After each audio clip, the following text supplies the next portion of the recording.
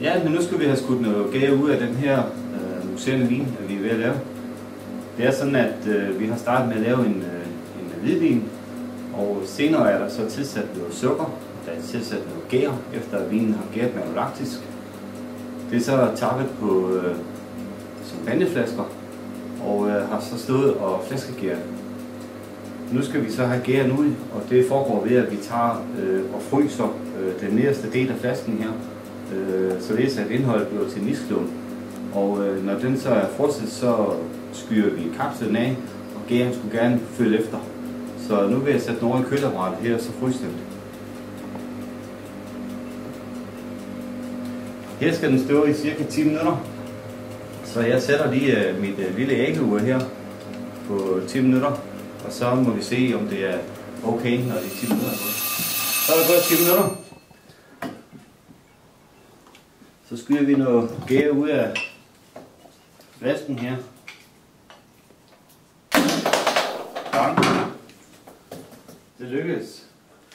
Skal jeg lige have plads til smagslikøren her.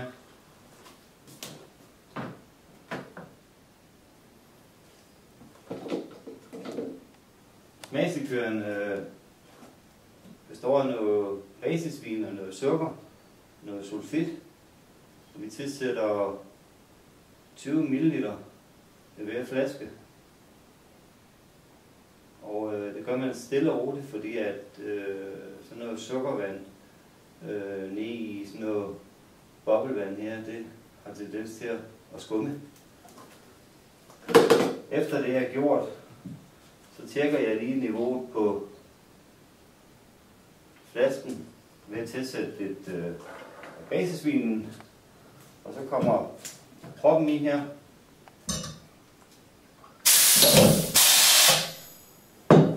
Og for at proppen ikke skal flyve af igen, så skal der jo et gitter på.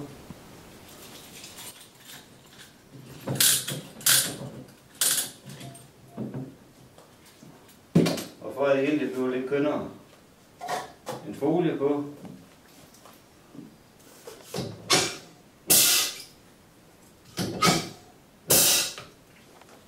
Så begynder det jo lige noget. Så nu skal man bare have tørret flasken af en gang, og efterfølgende have sat en etiket på.